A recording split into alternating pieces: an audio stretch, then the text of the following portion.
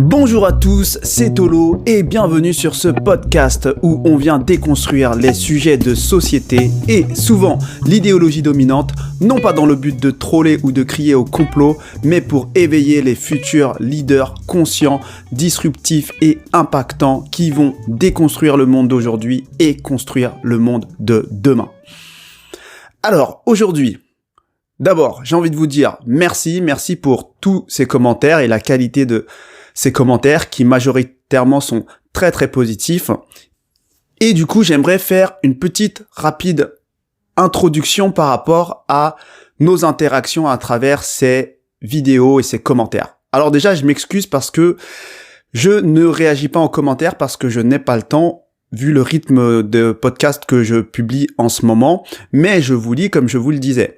Ensuite, j'aimerais simplement vous dire, et vous allez comprendre pourquoi je vous le dis par rapport à la suite de cette vidéo, c'est que pour ceux qui me découvrent aujourd'hui en 2020, c'est que ils ne me connaissaient forcément pas avant et pensent que je débarque, alors que, comme je le disais précédemment, c'est que j'ai un background dans d'autres domaines avant et c'est des sujets que je connais bien mais sur plusieurs plans et donc j'ai d'autres chaînes comme celle-là, mais sur d'autres sujets. Donc, je vais rapidement les énumérer pour que vous compreniez bien un peu mon point de vue. Donc, j'ai la voie du succès qui s'intéresse plus à l'ego et au développement personnel et obtenir ce que l'on veut dans la matière. La voie de la reconnexion à l'âme qui s'intéresse plus à ce que nous sommes au-delà de ce que nous désirons. La voie de la libération, c'est ce qui nous s'intéresse plus à la libération de notre énergie qui est bloquée. Et donc là, on va être plus dans la spiritualité. La voie de l'union sacrée, c'est un peu plus ce qui a trait au couple et à la relation homme-femme. La voie du changement, c'est ce que vous voyez ici. Donc c'est plus orienté sur les sujets de société, les sujets politiques. Et la voie du disciple qui est là beaucoup plus orienté sur les sujets ésotériques, occultes et religieux. Donc la raison pour laquelle je précise là explicitement dans ce podcast ceci, c'est parce que je vais vous parler de ce mécanisme de diabolisation et comment on peut réagir par rapport à tout ça. Et pour aborder ce sujet, j'ai envie de parler de mon exemple et j'ai envie de parler de cette affaire évidemment Marvel Fitness et des commentaires que je peux recevoir de part et d'autre des deux camps. Donc, je vous ai fait cette introduction pour que vous compreniez bien que je ne débarque pas. J'ai une lecture très particulière du monde que j'ai affinée avec le temps. Je suis formé à beaucoup de choses. J'ai une façon de penser particulière et je viens d'un milieu social défavorisé et j'ai changé de classe comme je vous l'expliquais dans un précédent podcast. Et je rajoute à tout ça que j'ai une sensibilité énergétique particulière. Et donc, je ne suis pas que cartésien, je ne suis pas que intuitif. J'utilise beaucoup de choses pour sentir les personnes, sentir les gens, sentir les interactions. Et donc, pourquoi je vous dis ça, c'est que je ne voulais pas faire grandir cette chaîne d'un coup, ni aucune de mes chaînes d'ailleurs, parce que je savais que ça devait se faire de manière organique et je voulais attirer les bonnes personnes en fonction des bons sujets pour pouvoir finalement être le plus en phase avec ce que je propose. Et donc, je vois bien qu'il y a des commentaires qui sont anti-Marvel et je reçois quelques tacles. En fait, c'est des personnes que je ne cible évidemment pas et que je ne prends même pas en considération. Mais il faut comprendre que malheureusement, c'est le jeu de surfer sur quelque part des sujets de société. C'est que on va attirer un peu tout et n'importe quoi parce que on parle du thème du moment. Et malheureusement, j'ai fait ce parti pris de risquer de faire ces vidéos et justement d'attirer tout et n'importe quoi parce que cette cause-là me tenait plus à cœur que le fait que je me prenne des haters ou autres. Donc pour l'instant, je vous cache pas que vous êtes à 90%, 95% très en phase avec ce que je dis et ça c'est très important et je vous remercie d'être aussi actif dans les commentaires et dans la barre de like. Mais c'est très possible que ça change plus la visibilité augmente. Et en fait, ce que je veux vous partager ici, c'est pourquoi je parle de ce petit niveau qu'est ma chaîne YouTube ou mes chaînes YouTube. C'est simplement parce que nous allons devoir faire face à toute cette diabolisation et à tous les commentaires qui vont derrière. C'est comme ça, ça fonctionne comme ça. À partir du moment où tu t'opposes à une décision qui est systémique, où tu n'as pas le même avis que tout le monde, malheureusement, tu vas faire face au processus de diabolisation, comme il y en a eu plusieurs sur d'autres sujets. Et donc, j'ai envie de vous sensibiliser en fait à votre rôle dans les commentaires que vous mettez dans les vidéos YouTube ou les likes. Je pense que c'est très important d'encourager un créateur de contenu que vous aimez, et je pense que c'est très important aussi de ne pas donner d'importance aux personnes qui ne sont pas de votre avis, mais qui ne sont surtout pas constructifs. Parce que je pense qu'il est très important d'avoir des avis divergents, mais encore faut-il qu'ils soient constructifs et bienveillants. Et ce que je veux dire, c'est que aujourd'hui, on a le choix de décider où on va mettre notre énergie. Et je pense que certaines personnes aujourd'hui, dans la communauté d'en face, ne méritent pas forcément notre énergie parce qu'elles sont arrêtées sur certains faits, elles sont polarisées d'une certaine manière émotionnellement, et c'est ok, et elles ont le droit. Elles ont le droit même de commenter dans mes vidéos, elles ont le droit de m'insulter si elles le souhaitent. Par contre, je pense que ce qu'il faut, c'est peut-être ne pas donner d'importance et surtout, essayer plutôt de créer, vous, du contenu de qualité. Parce que je pense que certains ne réalisent pas que dans certains commentaires de qualité que je peux voir passer, ça pourrait être l'ébauche d'un podcast. Vous avez peut-être pas de chaîne YouTube aujourd'hui, mais en vérité, ce que vous partagez, c'est votre avis, votre sensibilité, et si ça vous a fait réagir, c'est qu'il y a une raison. Et parfois, vous me mettez des commentaires très longs et très intéressants, et vous devez être sensible au fait que ça, vous êtes des créateurs de contenu à travers ces commentaires. Et donc, je pense que c'est un peu cette énergie que l'on doit avoir, c'est qu'il y a des commentaires qu'on néglige parce qu'on se dit qu'on est juste des spectateurs et certains vont insulter, vont juste bâcher la personne pour des raisons de forme ou parce qu'il a fait une faute de français ou il a fait une faute de temporalité.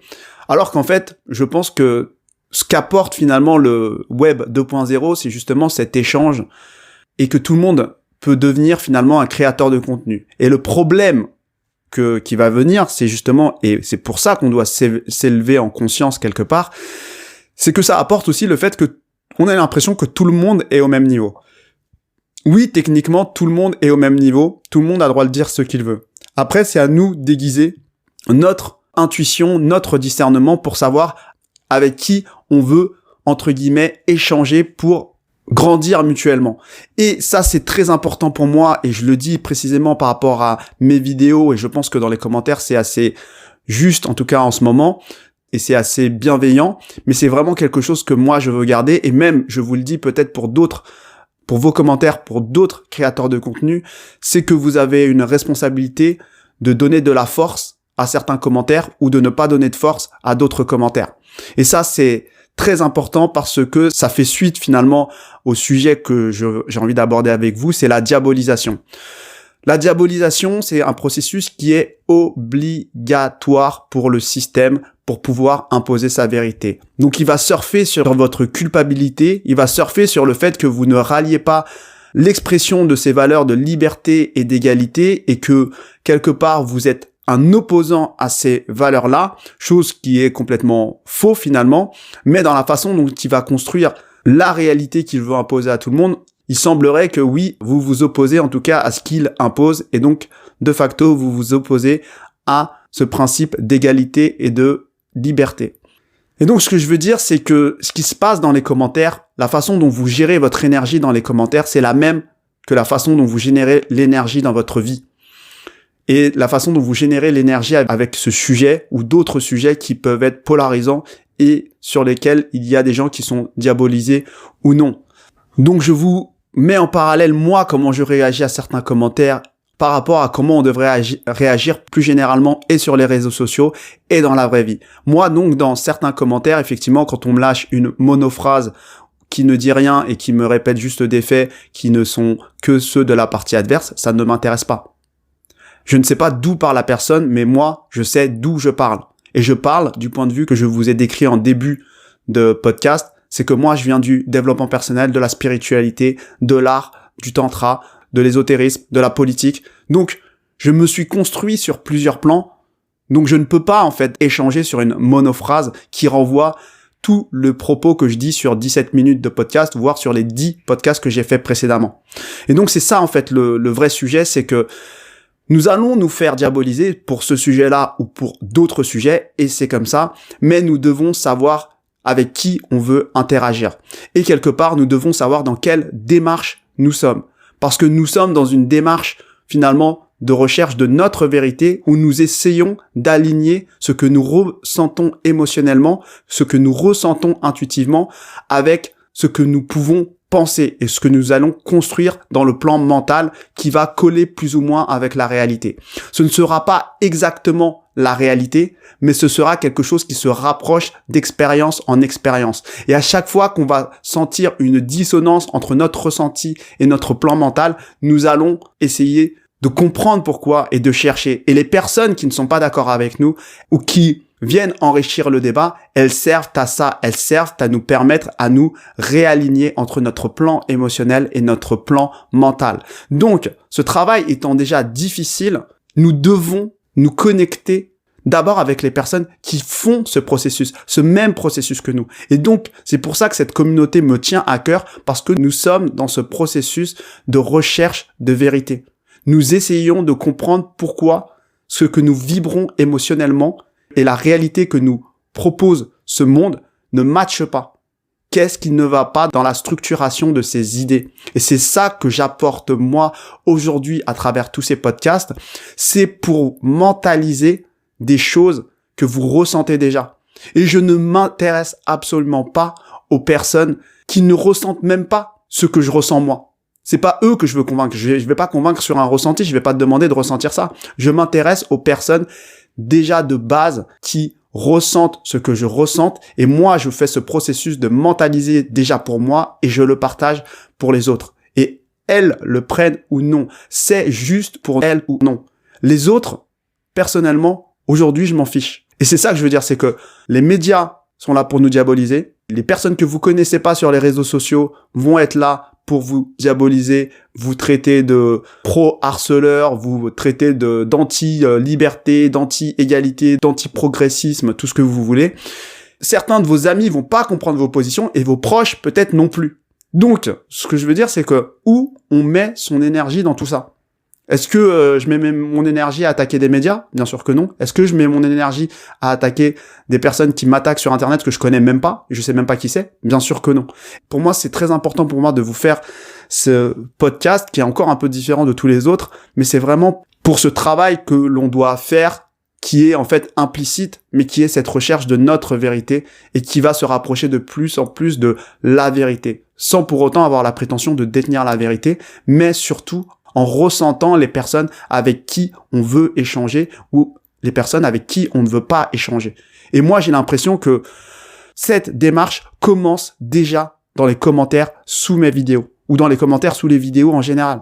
Et c'est ça le sujet pour moi. C'est que si on n'arrive déjà pas à faire le tri dans les attaques de personnes qui connaissent soi-disant le sujet et qui sont pas d'accord avec nous et on commence à s'embourber dans des explications, dans des justifications ou autres, je pense que ça n'a pas forcément d'utilité et je pense que ça nous bouffe de l'énergie pour monter nos vrais projets.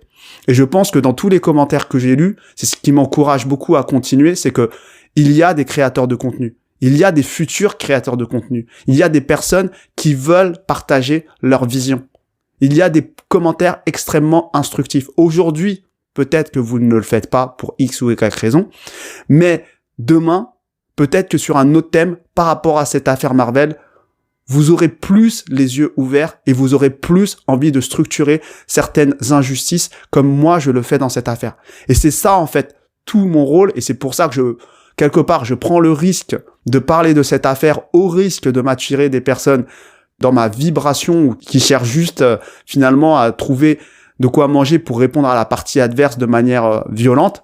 Tant pis, je prends ce risque-là parce que finalement je sais et je vois dans les commentaires qu'à 90% vous êtes dans le juste et vous avez une bonne démarche.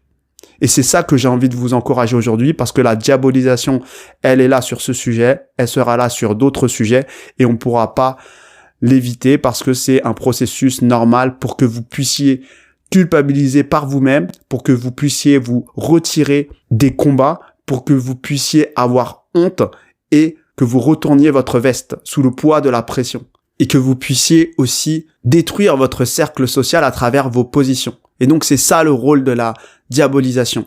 Et c'est quelque chose qu'on ne peut pas échapper parce que c'est systémique. c'est une manière de polariser dans l'émotionnel, c'est une manière de valider cette fameuse matrice accusatrice progressiste et de vous mettre dans une de ces lignes, dans un de ces combats.